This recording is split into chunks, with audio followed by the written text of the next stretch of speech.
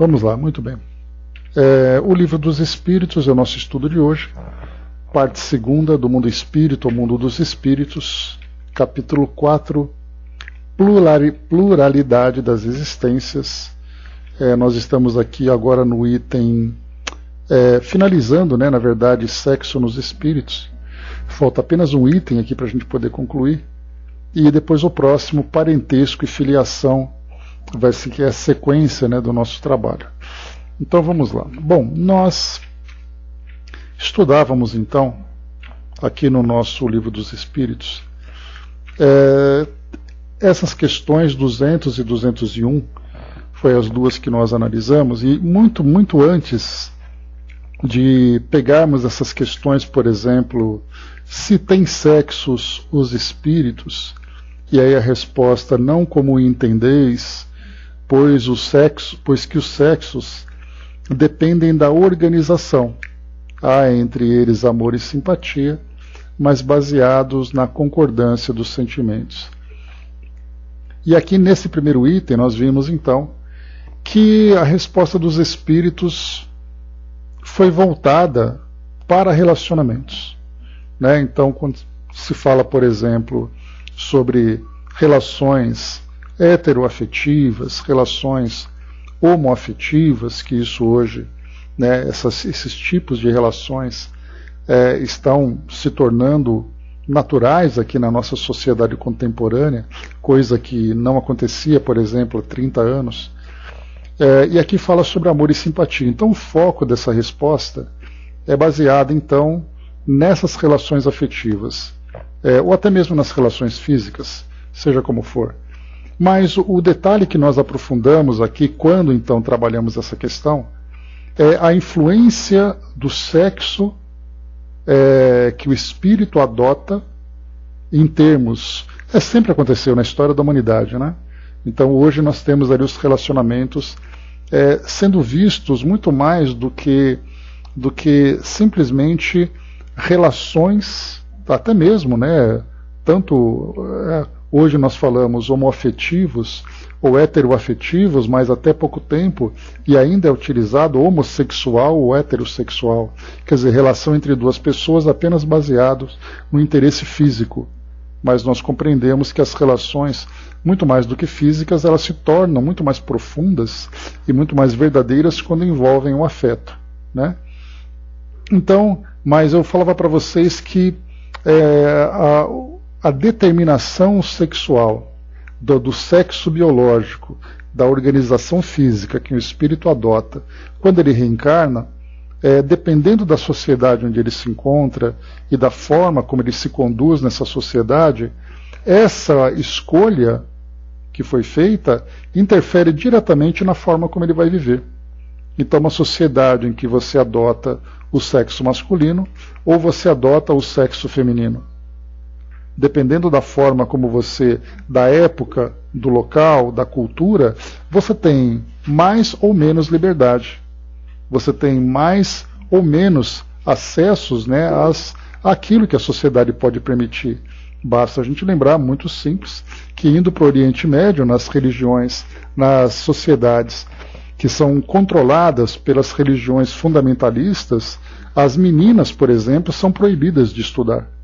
Até pouco tempo, na Arábia Saudita, as mulheres receberam permissão para dirigir carros. Coisa do ano passado. Então a gente vê assim que essa determinação de sexo faz muita diferença. Nós falamos também aqui a respeito, por exemplo, da conduta, do gênero que a pessoa tem. Nós falamos sobre sexo, sexualidade e gênero. Hoje nós temos, por exemplo, o gênero não binário, em que aquela pessoa não se identifica nem com o sexo masculino, nem com o sexo feminino. Até pouco tempo atrás, a homossexualidade, a bissexualidade, a transexualidade e vários outros termos que são utilizados, até a década de 1960, isso era visto como uma doença pela ONU. Na década de 1980, o Brasil tirou também esse tipo de comportamento do Código Internacional de Doença.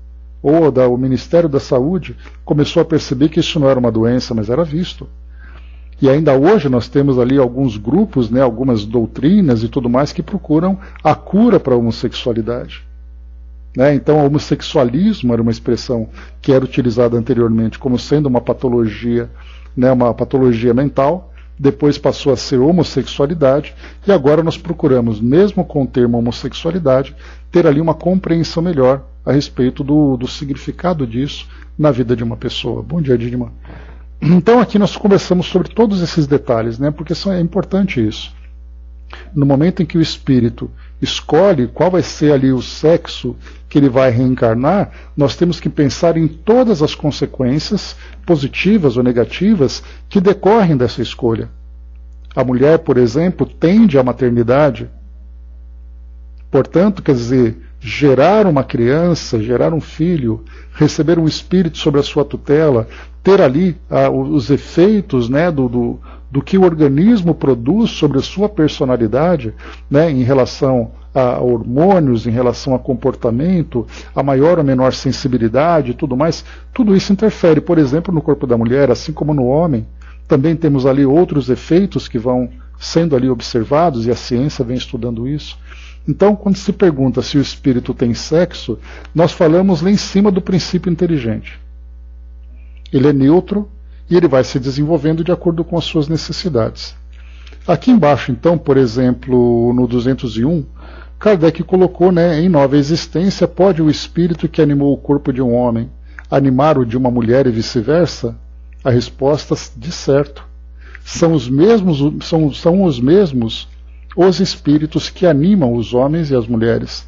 Então, essas inversões de sexo biológico para um espírito que vai reencarnar, ou a continuidade durante um período, vai então oferecendo ao espírito inúmeras experiências que nós ainda não compreendemos. Porque a nossa visão atual, ela é dessa nossa existência. Então eu vou analisar aquilo que o espírito experimenta nesse momento da sua reencarnação. Mas quando nós passamos a olhar da perspectiva espiritual e analisamos, por exemplo, uma série de existências em que o espírito vai ali alternando, vai aprofundando, reforçando ou intensificando determinado tipo de conduta, aí sim a gente vai perceber que cada um de nós, então, nessa somatória de experiências do passado, somos hoje, então, a nossa personalidade é formada exatamente por isso. Então, uma personalidade masculina, uma personalidade feminina, uma personalidade muitas vezes que traz ali uma maior ou menor sensibilidade, ou muitas vezes o espírito que ainda traz esse conflito entre a sua personalidade e o seu corpo biológico.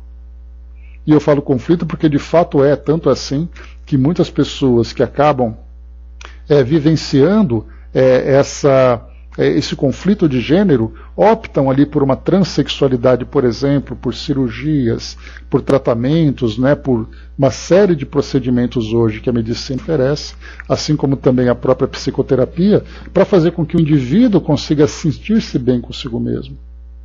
Então tudo isso nós vamos percebendo que não é algo que simplesmente acontece ao acaso, numa única existência. Isso é resultado, né, de uma série de experiências que o espírito vai vivenciando e ele vai lidando de uma forma ou de outra para que hoje ele consiga então colher os frutos, ou muitas vezes ali sentir o amargor daquelas experiências anteriores que afeta hoje a sua personalidade atual. Então, ao estudarmos o sexo nos espíritos, não é apenas se ele vai se relacionar com A ou vai se relacionar com B.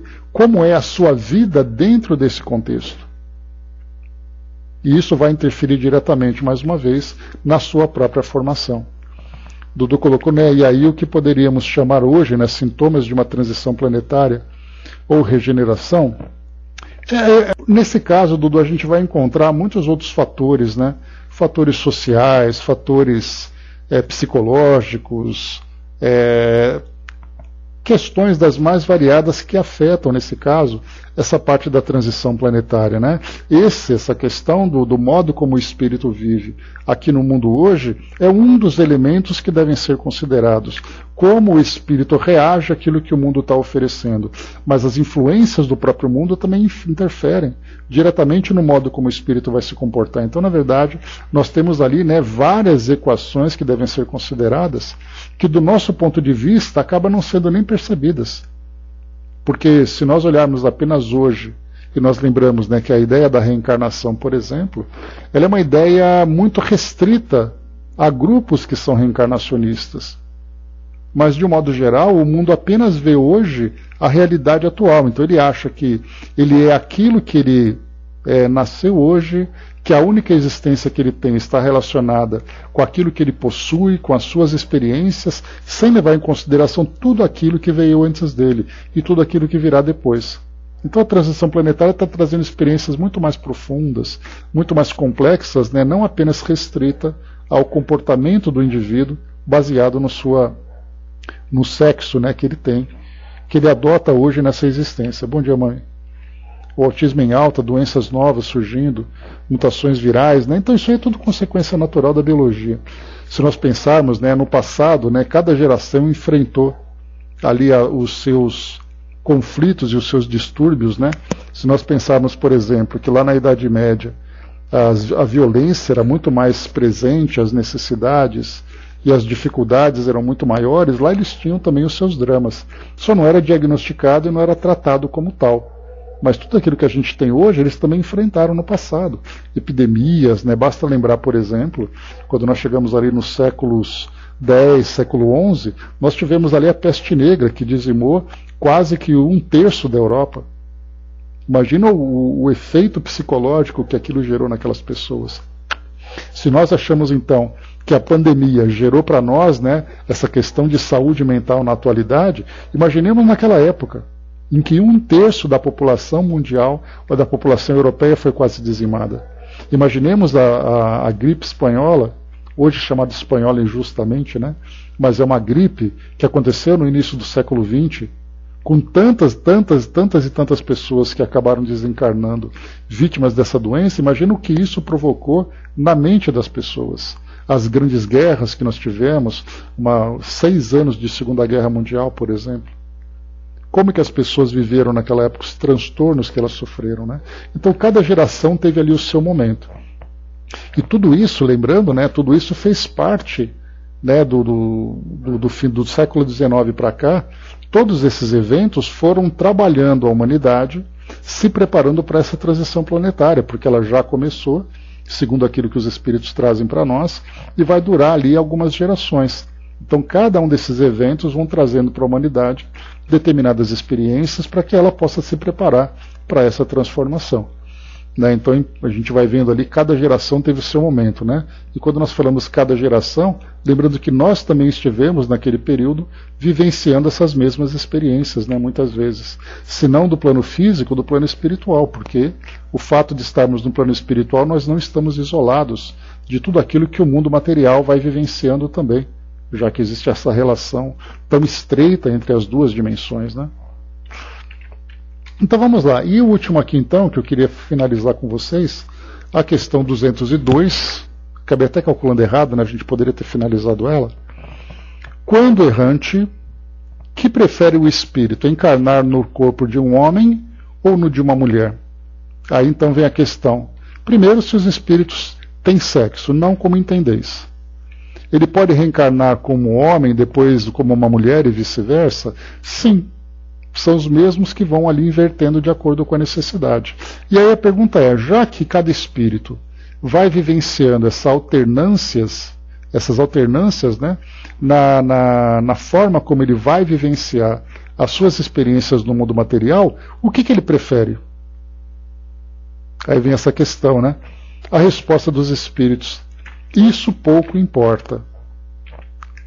O que o guia na escolha são as provas por que haja de passar.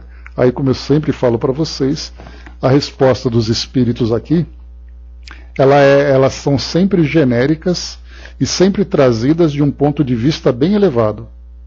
Porque se você perguntar o que o espírito prefere reencarnar como homem ou como mulher, ou como mulher.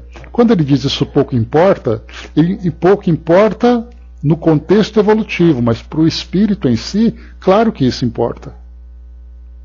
Ele quer escolher aquilo que para ele vai trazer uma satisfação maior, vai trazer ali um prazer maior, já que nós estamos ainda com um pensamento muito focado nas sensações do mundo. Então eu vou querer vivenciar aquilo que para mim é interessante, para mim é oportuno, já que nós somos, nesse caso, um tanto quanto calculistas, né, na forma como nós projetamos a nossa reencarnação. Então a gente vai querer ali uma existência que seja escolhendo ali um corpo físico adequado, um sexo adequado, uma sociedade adequada. A gente sempre vai escolher os melhores componentes para trazer para nós o prazer. Mas aqui no caso que o Espírito coloca para nós, isso pouco importa na escolha que ele faz, porque o que importa realmente é a necessidade que ele tem. Então eu posso escolher, olha, eu prefiro isso. Aí vem o nosso mentor e falou assim, infelizmente, você não tem que preferir, você tem que escolher aquilo que é melhor para você. E o melhor para você nesse momento não é tal coisa. Então o que o guia na escolha são as provas por que haja de passar. Então não importa aquilo que ele prefere. O que importa é aquilo que ele precisa. Porque entre preferir e precisar, existe uma distância significativa. E é para isso que nós temos, então, esses mentores espirituais que nos ajudam na escolha das experiências que nós precisamos. E nesse caso, escolher, por exemplo, com qual sexo nós vamos reencarnar, isso é um elemento fundamental para as experiências que estão programadas para esse espírito. Dudu colocou, né, quer fechar o seu ciclo evolutivo como espírito, né? Isso é que é o mais importante. Kardec trouxe então aqui para nós um pequeno texto, só para poder finalizar, depois a gente vai para Miramês para concluir esse tema. Ele diz assim: os espíritos encarnam como homens ou como mulheres porque não têm sexo. Visto que lhes cumpre progredir em tudo, cada sexo, como cada posição social, lhes proporciona provações e deveres especiais, e com isso, ensejo de ganharem experiência. Aquele que só como homem encarnasse, só saberia o que sabem os homens. E afinal de contas, o que sabem os homens? Se nós pensarmos, por exemplo, numa sociedade como a do século XIX, fica bem claro para nós que a vantagem de reencarnar como homem é muito maior do que reencarnar como mulher. Uma sociedade patriarcal, uma sociedade machista, uma sociedade preconceituosa, em que os homens têm mais oportunidades do que as mulheres. Naquela época as mulheres não tinham necessidade de estudar, raramente tinham oportunidade de se desenvolver profissionalmente. Era uma sociedade que exigia da mulher um comportamento doméstico. As mulheres, naquele caso, naquela época, eram consideradas como sexo frágil e, portanto, poderiam ser abusadas de acordo ali com o critério, né, dos homens que faziam parte de suas vidas. Então isso era muito diferente naquela época. Portanto, a sociedade vai mudando, vai proporcionando determinadas experiências e na atualidade hoje, as mulheres continuam naquela luta muito maior para conquistar seu espaço. Embora em várias culturas do nosso planeta, cada cultura traz ali uma determinada experiência para homens e mulheres e até mesmo para aqueles que vivem a experiência da homossexualidade. Já que em alguns lugares isso causa uma pena de morte. Irã, Coreia do Norte, Rússia. Aquele que é homossexual, ele tem que esconder o gênero que ele escolheu para poder vivenciar, porque do contrário ele sofre agressivamente ali, né, essa rejeição por parte da sociedade. Então nós vemos assim a importância que esse elemento tem, o sexo, na vida de cada um. A Andrea colocou, né, pois é, né, mas isso pode ser meio complicado, porque se ele escolher ser mulher e depois no desenvolvimento entende que é homem, vai fazer cirurgia, passar por uma fase muito difícil psicológica e socialmente. André, a esse ponto, nós ainda compreendemos muito pouco, né? Porque nós analisamos a partir da visão aqui do mundo material. Porque, não raras vezes ainda, nós temos aquilo que nós gostaríamos e temos aquilo que nos é indicado por parte dos mentores espirituais. Quando eles fazem essa indicação, e nós aceitamos essa indicação, vai com Deus, Marli, boa consulta para você. E nós aceitamos essa indicação, existe aquela luta interna. Para facilitar para nós, em vez de a gente pensar nessa questão de gênero, vamos pensar numa questão social.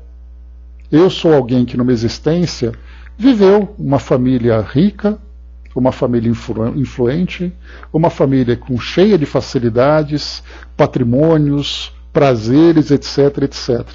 Aí claro que numa nova existência, eu vou escolher viver numa sociedade assim. E aí o mentor espiritual fala, olha, pelas dificuldades que você enfrentou, pelas quedas que você teve, a sua necessidade é aprender a viver com privação, para passar por uma reeducação. Bom dia, Andréa. Para passar por uma reeducação. Eu vou falar assim, olha, mas eu não quero. Aí o Espírito vai dizer, mas você precisa. Aí a gente vai sentar, vai cruzar os braços e falar, tá bom, vai. Aí quando nós reencarnamos, por exemplo, vivendo uma experiência com privações, mas com a mentalidade de uma pessoa rica. Então vai ser aquele pobre metido a besta, né, que acha que é o rei da cocada, né?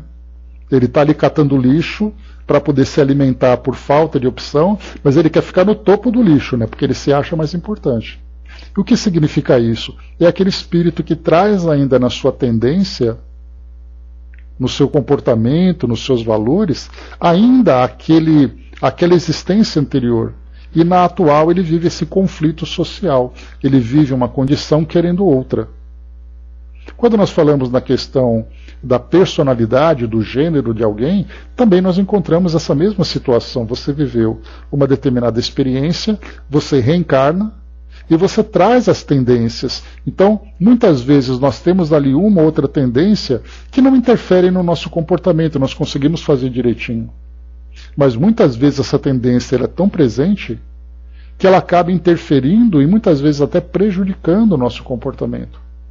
Só que esse tipo de visão nós não conseguimos ver agora.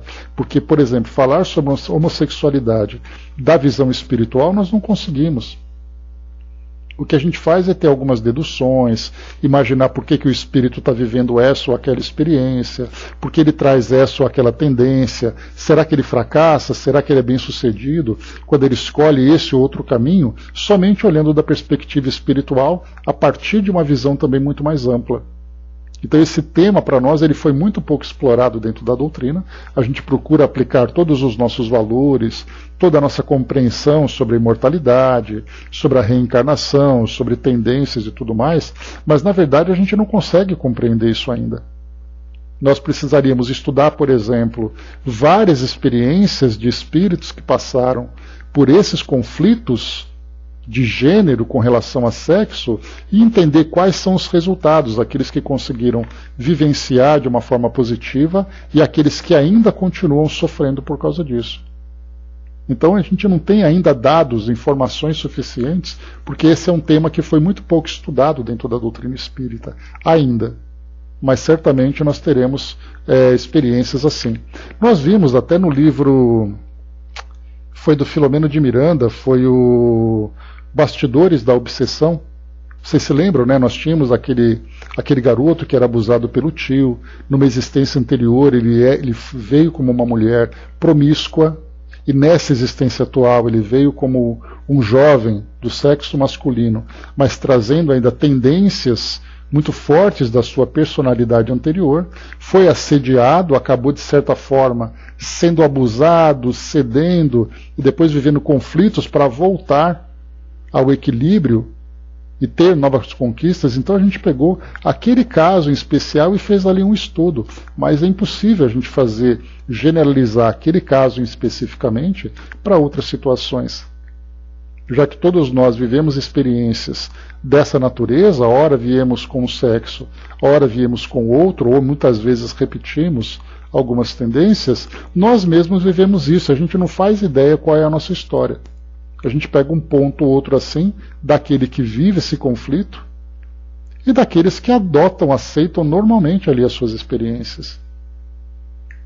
André colocou, né? Uganda se juntou nessa semana à Arábia Saudita, Irã, Iêmen, Nigéria, Mauritânia e Brunei na lista dos países que aplicam a pena capital a comunidade LGBT. Né? Coloquei aqui porque fico muito triste com essa situação. Então a gente imagina os espíritos que vivenciam essa experiência da homossexualidade e não da heterossexualidade em países como esse, e como isso é difícil. Quer dizer, ser mulher nesses países, onde nós temos, por exemplo, mutilações genitais que mulheres passam na África, essas privações de liberdade nos países do Oriente Médio e muitos países da Ásia, violências diversas que vão acontecendo, quer dizer, faz uma diferença muito grande o sexo que o espírito escolhe para reencarnar na sua atividade. Né? Então, assim, é algo brutal que nós encontramos. Né? Então, e poderíamos falar também, Andréa, nós falamos sobre sociedade, nós falamos sobre sexo, poderíamos falar, por exemplo, sobre raças e sobre etnias. Então, quer dizer, como a gente viu no livro Nas Fronteiras da Loucura, lá também do Filomeno de Miranda, que é aquele caso não foi Nas Fronteiras, foi esse último que nós estudamos, que falava sobre aquele centro de Umbanda que nós acompanhamos, em que a mentora havia sido uma nobre dinamarquesa, norueguesa, não me recordo, e ela reencarna na África na época da escravidão. Quer dizer, como se não fosse o suficiente ela sair daquela nobreza de sangue europeu e nascer depois nas dificuldades do sangue africano, ela ainda foi submetida à escravidão.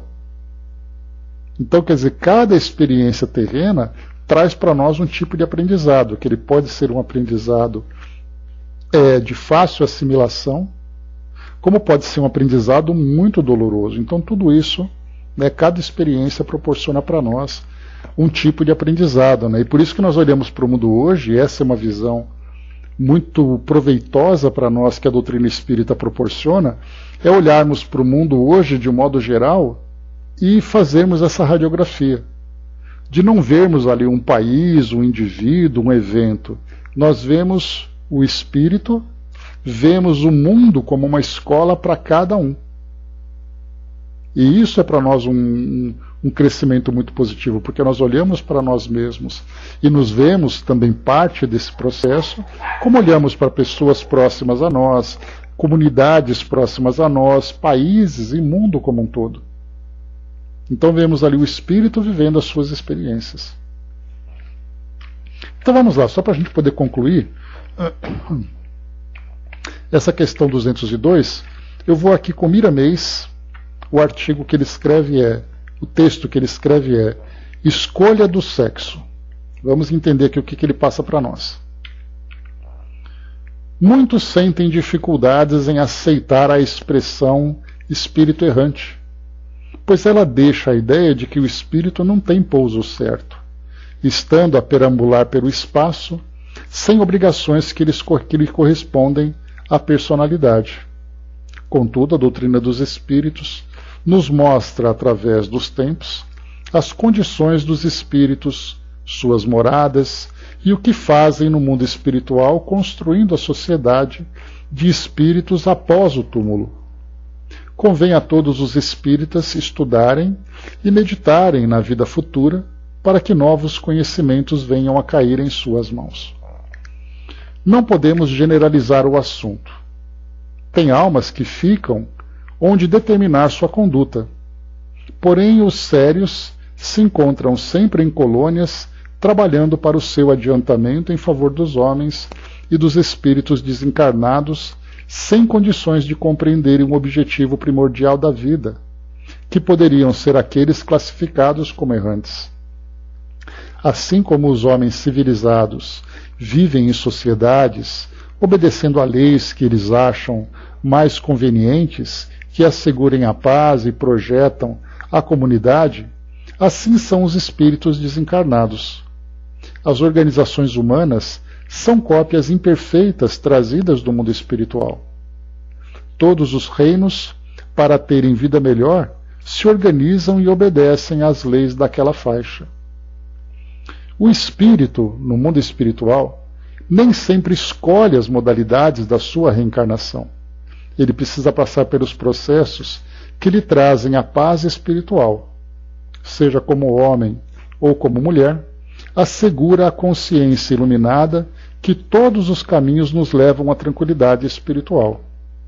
O fator tempo é o mestre de todos os dias e por ele vamos acordando todos os valores que Deus nos deu por misericórdia. Em toda a época de fechamento de ciclo, como a que se aproxima da Terra, aparecem grandes tribulações. É a concessão de Deus aos espíritos de várias qualidades morais que descem à Terra e muitos deles se melhoram no ambiente de esperança. Também no mundo espiritual, a movimentação é muito grande nesse sentido. Os benfeitores já sabem o que vai acontecer e estão preparando o lugar para a avalanche de espíritos que irão desencarnar de uma vez dentro de provações coletivas, preparando espíritos para trabalharem no socorro espiritual. O trabalho é gigantesco, mas a casa é grande e Deus é sempre Pai amoroso. Nas proximidades do planeta já se encontram milhares de prontos-socorros espirituais preparados. É nesse sentido que o amor cresce e a fraternidade toma caráter amplo, na sua amplitude de ser a caridade em ação permanente. Toda catástrofe traz melhoras em si, pelo susto e por vezes o medo. Os homens procuram melhores caminhos e no aprendizado e na busca encontram Jesus com os braços abertos, dizendo: vinde a mim, que eu vos aliviarei. Além de aliviar, ele, o mestre dos mestres, instrui e nos dá condições para conquistar a felicidade. Esse é o objetivo da vida. Aqui Miramês foi um pouco, geral na sua visão, falando sobre essas transformações do nosso mundo. Mas aqui o que nós vamos colocar sobre essa questão da escolha do sexo, então, vai realmente depender da necessidade de cada um.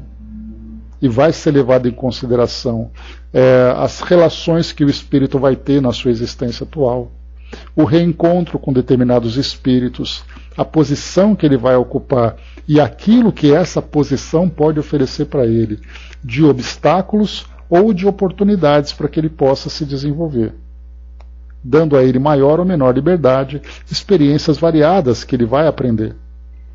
Então, para nós ainda, essa ideia do sexo masculino ou do sexo feminino, ele é muito pouco compreendido dentro do contexto do espírito. O que nós analisamos é dentro do contexto da sociedade terrena. Quais são as oportunidades que uma mulher tem, quais são as oportunidades que um homem tem. Mas quando nós falamos sobre o espírito em si, não é apenas aquele momento. Como eu falei anteriormente, nós vamos encontrar ali uma soma de experiências que o espírito vem trazendo, que culmina, que chega ali no auge do seu momento, que é o presente, onde ele vai fazer ali a escolha da sua nova experiência reencarnatória. Então a nossa visão é: você está hoje como mulher, você está hoje como homem, dentro da condição biológica. O seu gênero corresponde com aquele sexo ou o seu gênero está em conflito com aquele sexo? É o momento atual. Mas qual é a história de cada um de nós? É isso que nos falta de subsídios para termos uma análise mais profunda. E isso só do plano espiritual ou em futuro, quando novas ideias, quando novas orientações chegarem para nós. Porque daquilo que foi oferecido, a gente sempre vai ter uma visão geral das coisas que acontecem no mundo. Temas como esse, assim como outros temas também que a gente já conversou. Por exemplo, mudando completamente de assunto, falar sobre a vida dos animais. Então, quer dizer, falar sobre gênero e sexo, falar sobre a vida dos animais e falar sobre outros temas, nós temos muito poucas informações para podermos ter uma visão geral. A gente aplica o nosso conhecimento que vai sendo adquirido no decorrer aqui dos nossos estudos, das histórias que nós vamos ali montando, aquele cenário a partir das peças do quebra-cabeça que vão chegando para nós, mas nós não temos um estudo específico sobre isso. No caso, por exemplo, quando fala sobre mediunidade, Kardec dedicou muito e muito tempo estudando sobre mediunidade. Tanto que ele escreveu um livro só sobre isso. E se tivéssemos a oportunidade de escrever um livro somente a respeito do sexo e gênero?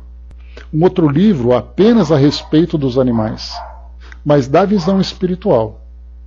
Porque no caso, por exemplo, se nós falarmos de sexo, nós vamos ter ali o livro do Chico, psicografado, né, pelo Chico, de Emmanuel, né, Vida e Sexo. Ali ele vai falar sobre o sexo, no caso seria a vivência da experiência sexual de cada indivíduo, dentro de um relacionamento, dentro de uma família, na relação entre duas pessoas, mas nós não temos, por exemplo, por que aqueles indivíduos vieram com aquele sexo biológico e aquele gênero se corresponde ou não àquele sexo. Então falta para nós muitas informações. A gente naturalmente sabe que esse tema é complexo, a gente vai estudando aos poucos conforme as informações vão chegando e a gente vai ali chegando às nossas conclusões, conclusões que não são definitivas, porque essas conclusões podem se modificar conforme a gente vai aprendendo coisas que nós muitas vezes não esperamos, não compreendemos, né? André colocou Andrei Moreira, hoje nos ajuda muito com seus livros, bem orientados e explicados sobre o olhar humano e espiritual. Gosto muito dele, né? Mas ainda assim traz essa limitação de vermos apenas esse momento que cada indivíduo está vivenciando. Porque para termos um estudo mais profundo sobre isso, Andréa, nós precisaríamos ir além dessa existência atual e conhecermos as histórias dos espíritos que vão então chegar nesse momento da sua existência. O que ele procura fazer é fazer com que nós compreendamos, levando para cada indivíduo uma compreensão sobre a sua própria experiência ou sobre a experiência do seu semelhante, mas ainda assim ela é restrita a esse momento atual que nós estamos vivendo. Porque eu posso pensar, como foi a minha existência anterior? Ela pode ser do sexo masculino ou do sexo feminino, mas também ela pode ter sido conflituosa ou harmônica. Eu posso ter tido bons relacionamentos ou ter vivido muitos problemas. Então é isso que falta para nós. Não basta apenas você analisar o agora, é preciso analisar um grande contexto, né? Pelo menos alguém teve coragem de falar sobre isso num grupo, por vezes, tão difícil de aceitação em alguns assuntos, né? Vem sendo abordado, né? Falar sobre a homossexualidade, falar sobre a homoafetividade, falar sobre os vários, as várias situações em que o gênero não corresponde ao corpo físico. Enfim, é necessário abordar? Sim. Traz para nós um aprendizado? Traz, mas ainda falta para nós, para estudarmos o espírito em si, muitas informações, né? Continua sendo ainda, né? Continua sendo. Muito bem, meus amigos, aqui então o próximo tema, nós vamos entrar agora aqui em parentesco e filiação, vamos começar a abordar agora, porque também é um tema que faz parte desse capítulo 4, que é a pluralidade das existências, quer dizer, quando nós reencarnamos, além da sociedade, além do sexo, além do progresso e tudo mais, ainda tem isso. Quando você reencarna numa família, como analisar essa família? Qual a relação que nós temos com esses indivíduos que compõem aqui esse nosso círculo social mais restrito? Portanto, parentesco, filiação é o nosso tema atual. Iniciamos então aqui, questão 203. Mais uma vez, esse tema anterior, como vocês observaram, ele é um tema que está absolutamente aberto para novos aprendizados que certamente virão no decorrer do tempo, no decorrer dos estudos, né?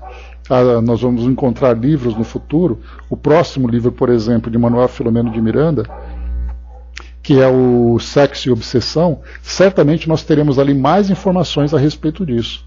Então aguardemos que em breve nós teremos ali novos dados, novas informações que vão nos ajudar nesse mesmo raciocínio, né? Então aguardemos. Muito bem, parentesco e filiação, questão 203. Transmitem os pais aos filhos uma parcela de suas almas ou se limitam a lhes dar a vida animal a que mais tarde outra alma vem adicionar a vida moral? Essa pergunta inicial que Kardec faz, ela é muito válida, ela é muito pertinente, porque quantas vezes nós falamos assim, ele é a cara do pai, não apenas na aparência, ele traz o comportamento, ele traz as tendências do pai e da mãe. E isso mostra para nós assim, poxa vida, mas eles são tão parecidos nesse comportamento, muitas vezes uma aparência positiva ou uma aparência negativa. O pai dele não prestava, ele faz a mesma coisa, puxou o pai, puxou a mãe. Nossa, você viu? Aquele médico é muito bem sucedido e o filho ou a filha estão seguindo, ali está seguindo a mesma tendência do pai, puxou o pai, puxou a mãe. Então essa pergunta, se os pais transmitem uma parcela de suas almas, traz essa ideia da semelhança de comportamento, de valores, de habilidades, de tendências que cada um traz.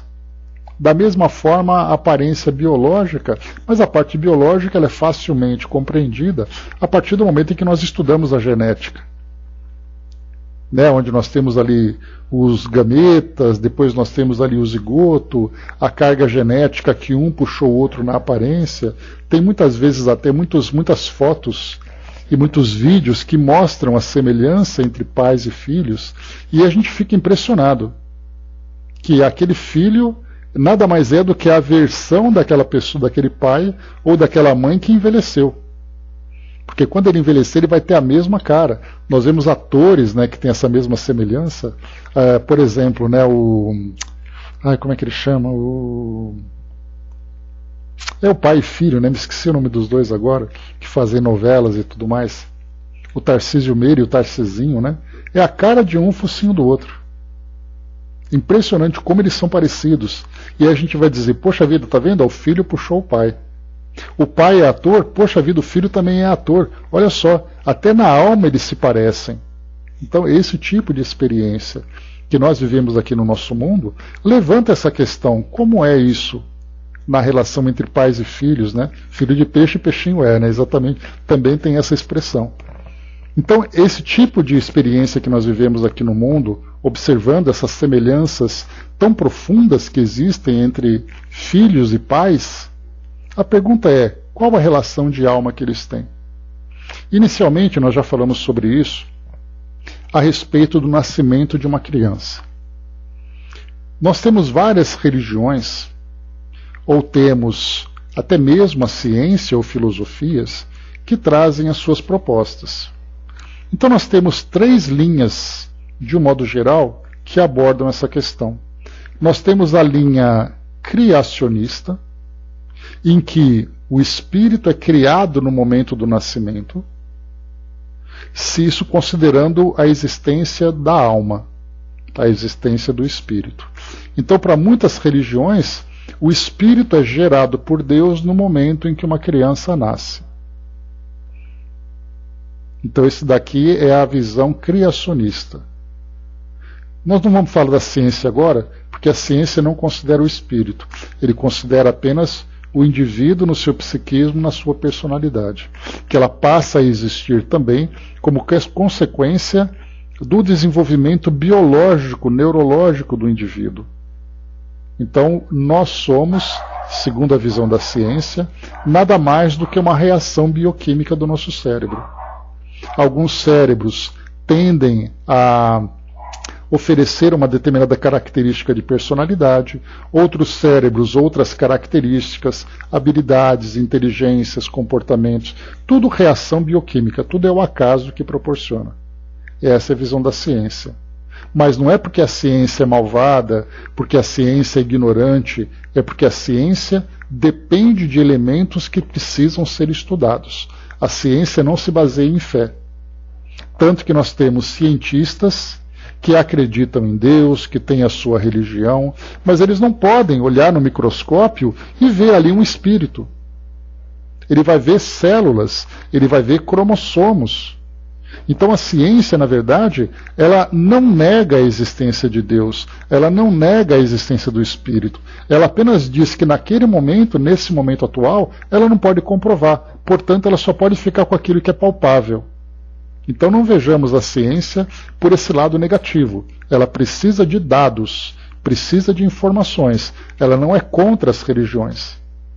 é que as religiões se baseiam na fé. E a ciência não pode se basear na fé. Muito bem, vamos então considerar a existência do espírito. O criacionismo é a primeira linha. A segunda linha que nós vamos estudar é a linha nós temos o criacionismo, o generacionismo. O generacionismo é uma outra linha também que algumas religiões adotam, que diz que o espírito dos pais geram o espírito do filho. E daí então nós encontramos uma certa lógica nesse raciocínio quando nós vemos os filhos muito parecidos com os pais, já que os filhos trazem um pedaço dos pais. Também no espírito, que é aqui que Kardec coloca, ó, transmitem os pais aos filhos uma parcela de suas almas. Então o generacionismo, que é gerar, tem essa linha filosófica. E nós temos uma terceira linha essa que o Espiritismo adota, que é o pré-existencialismo. Ou seja, o espírito existe antes do nascimento da criança. Então essa criança, ela é então encarnada, ela é vinculada à carne, e aí então o indivíduo nasce. Então criacionismo, generacionismo e pré-existencialismo. No caso do Espiritismo, portanto, até algumas religiões falam assim, olha, eu não acredito em reencarnação, mas eu acredito que a alma já existe anteriormente. Teve até um filme que era meio de suspense, não sei se chegava a ser terror, mas ele chamava, foi na década de 1990, a Demi Moore era a protagonista do filme, era um filme chamado O Sétimo Selo, uma história que se desenvolvia baseada no Apocalipse. Então cada selo que era quebrado trazia um fenômeno aqui para o nosso mundo que fazia essa contagem regressiva sobre o fim do mundo. E esse sétimo selo significava que quando o anjo quebrava esse sétimo selo, significava que o salão das almas estava vazio. E a criança que nascesse sem alma era o sinal de que o mundo ia acabar. E Demi Moore, no caso, era uma mãe, e ela estava sendo ali observada por um anjo, desses anjos do Apocalipse, e um filho dela ia nascer. Se esse filho nascesse sem alma, seria então o fim do mundo, porque o templo das almas não teria mais nenhuma alma para reencarnar. Então, olha só, é um pré-existencialismo baseado nessa fantasia que o filme propõe. Só que no caso do Espiritismo, nós temos não apenas o pré-existencialismo, mas uma existência que data de tempos que são incontáveis para nós. E esse espírito vem migrando, ou melhor, vem transmigrando de corpo em corpo através do processo de reencarnação para chegar onde nós estamos hoje. Então, quando Kardec pergunta se os pais transmitem uma parcela de suas almas, ou se limitam a dar apenas a vida animal, a resposta dos espíritos: dão-lhes apenas a vida animal, pois que a alma é indivisível. Vai com Deus, braço. Um pai obtuso quer dizer limitado, que não é inteligente, né, que tem ali as suas limitações, pode ter filhos inteligentes e vice-versa. Então, uma resposta que os espíritos dão, uma resposta bem sensata, que não podia ser diferente, porque essa é a realidade que nós vamos encontrar. Mostrando então que essas diferenças que existem entre muitas vezes encontrar ali um filho que traz uma limitação, ou pais que trazem ali, não limitações em termos de deficiências, mas muitas vezes ali aquele pai que é um pai simples, que acabou ali não tendo oportunidade do estudo e é analfabeto, e aí isso é mostrado na televisão, né, de um modo muito heróico, que, por exemplo, o jovem que passa na faculdade de medicina, e ele era filho de uma mulher que era diarista e um pai que era gari. E isso é mostrado, olha só como esse jovem venceu. Aí se a gente pensa, mas se o filho era uma parte da alma dos pais, como ele pôde ter avançado tanto além daquilo que os pais tiveram oportunidade de conquistar? E aí a doutrina espírita vai dizer exatamente isso, que o fator biológico não interfere no fator espiritual, no sentido de dar ao espírito ali a sua evolução ou não. Se ele é mais evoluído ou menos evoluído, pelo fato de ter um elemento biológico ali. Então, nesse primeiro ponto aqui que a gente vai então analisar, que é essa primeira questão só para fazer a introdução, a gente tem então essa ideia, como é que o parentesco ele é formado, como é que a filiação é formada na relação entre os espíritos durante a encarnação e que tipo de influência o indivíduo exerce sobre o outro. Nós temos aqui então, deixa eu ver aqui, a próxima questão, 204. Depois a gente já termina aqui para finalizar o nosso estudo. Uma vez que temos tido muitas existências, a nossa parentela vai além da que a existência atual nos criou? Então, se aqui inicialmente ele pergunta se os filhos são pedaços da alma dos pais e os espíritos já negam isso, a próxima questão aqui ele fala sobre a relação de parentesco entre todos nós. Nós dentro de uma mesma família. Como se dá essa parentela? Dudu colocou aqui, né, os pais sem estudos deram ao filho que não tiveram, e esse filho aproveitou essa educação. Então a gente vai perceber assim, que não é apenas uma questão de influência de um indivíduo sobre o outro, mas também de oportunidades sociais e o espírito por si só. Porque assim como nós temos pais sem estudos que deram oportunidade ao filho que soube aproveitar, nós tivemos famílias muito bem estruturadas em que os filhos não aproveitam. Que inclusive isso acaba sendo fruto até mesmo de muitos conflitos entre famílias. Aquela família bem estruturada, e nós vamos encontrar aquele filho que traz uma tendência para o uso de drogas, aquele filho que não tem vontade de fazer as coisas e quer apenas aproveitar aquilo que a vida tem. Enquanto que os pais suaram ali para construir aquela estrutura, muitas vezes para construir um belo patrimônio, que o filho simplesmente não tem vontade nenhuma. E isso mostra para nós ali a grande independência que existe entre os espíritos, embora haja uma influência muito grande entre eles, de acordo com as experiências que eles estão vivenciando. Mas cada espírito, ele é aquilo que ele é. E muitas vezes as semelhanças e tendências é porque os próprios espíritos, já convivendo em existências anteriores, trazem essa semelhança de comportamento, porque acabam se influenciando, ensinando, um querendo seguir os passos do outro e tudo mais. E aí nós vemos espíritos se reencontrando, ou espíritos que trazem ali uma semelhança muito grande, reencarnam no mesmo grupo para cumprir determinada tarefa evolutiva que diz respeito a eles ou do ambiente onde eles estão reencarnando. Então, isso mostra para nós essa independência. Então, aqui falando para nós, nessa aqui então, sobre a parentela. Uma vez que temos tido muitas existências, a nossa parentela vai além da nossa existência atual?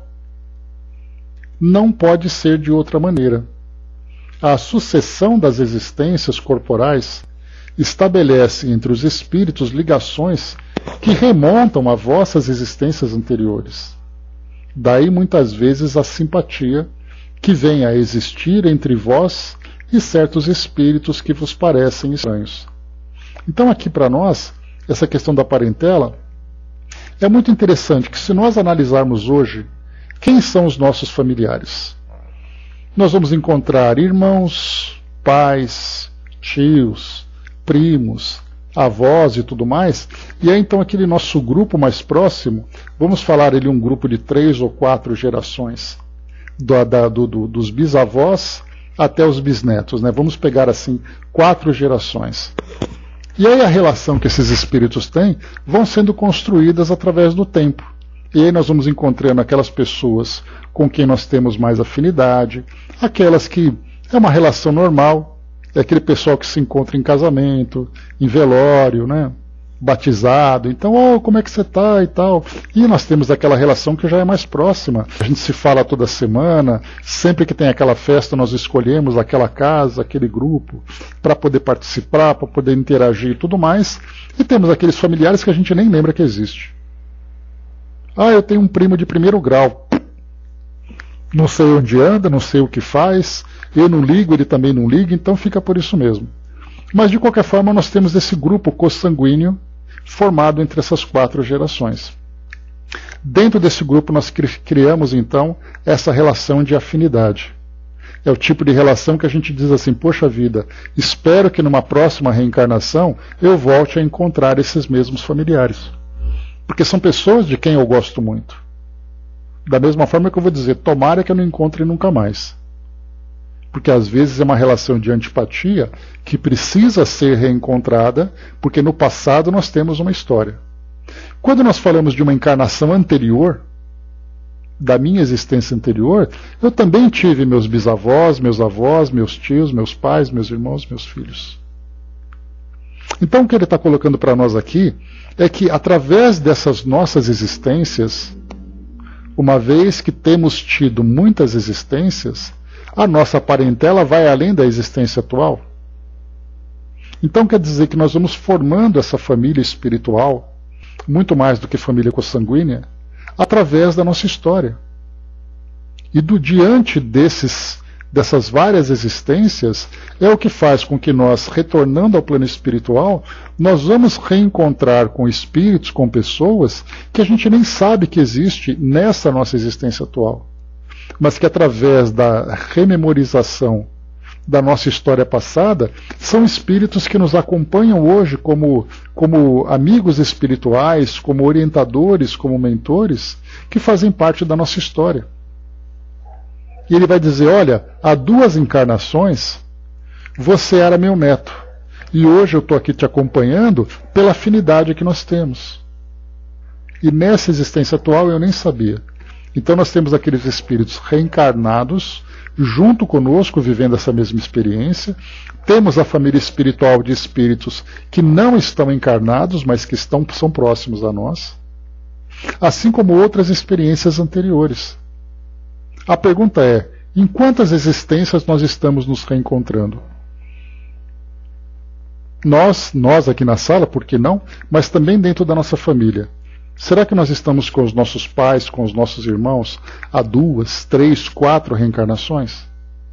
Há aquelas exceções em que numa existência o espírito se encontra pela primeira vez com aquele grupo, por uma questão de necessidade.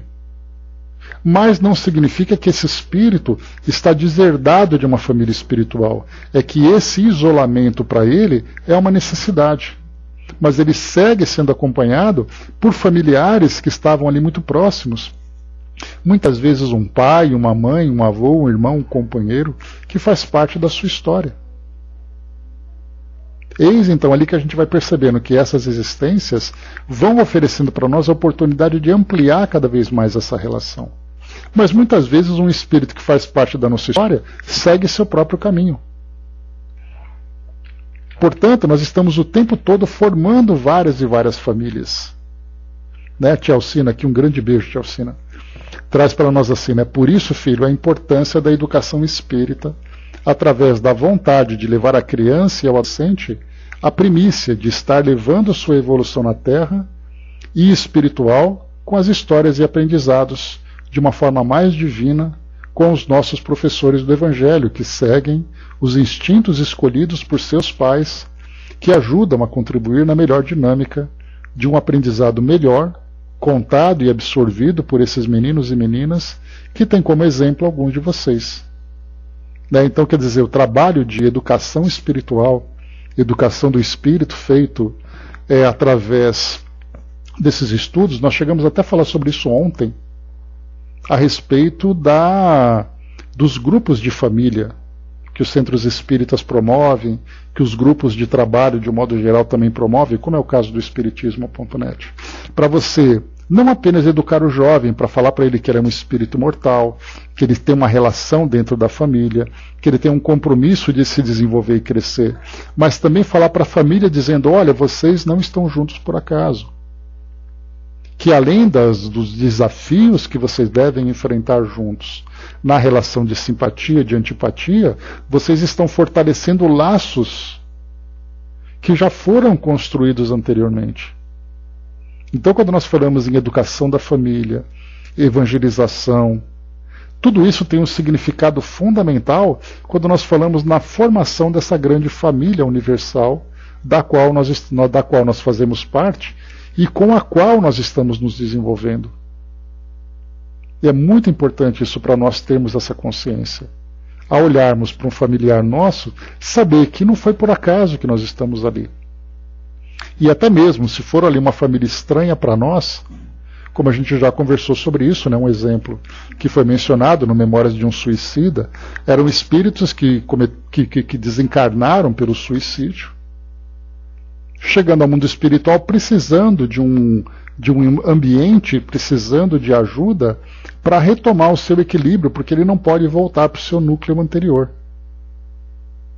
Então nós estamos aqui o tempo todo nessa relação entre familiares, entre pessoas próximas, muitas vezes familiares que reencarnam num ambiente profissional, por exemplo, né, em que a gente reencontra ali uma pessoa próxima, no nosso grupo de amigos, reencontro entre espíritos. Então essa família espiritual vem sendo se formada. E o elemento essencial que une esses espíritos é exatamente os laços de amor. Esse tipo de reconhecimento da resignação, por exemplo, né, são vários os sentimentos e valores que precisam ser desenvolvidos. Então, meus amigos, quando nós falamos sobre parentesco e filiação, para fecharmos aqui o nosso estudo, nós temos então que ter essa consciência, que não é apenas reencarnar, é com quem reencarnar, por que nós estamos reencarnando juntos, desde quando essa reencarnação vem acontecendo. É a mesma coisa que nós falamos da questão do sexo nos espíritos, né? Não é apenas você escolher um sexo para reencarnar, mas o que isso vai acarretar para você de experiências nas diversas áreas do nosso mundo material onde nós vamos reencarnar. Quando nós falamos em reencarnar dentro de uma família, já que nós precisamos de alguém que nos gere, como esse espírito vai reencontrar aqueles espíritos que estavam próximos e aqueles outros que acompanham à distância a evolução daquele espírito. Então são assuntos assim que, né, abrem nossa mente de uma forma belíssima para a gente poder analisar o quão complexo é um processo de reencarnação, mas também o quão é perfeita as leis de Deus, o quão são perfeitas as leis de Deus que nos acolhem e nos conduzem por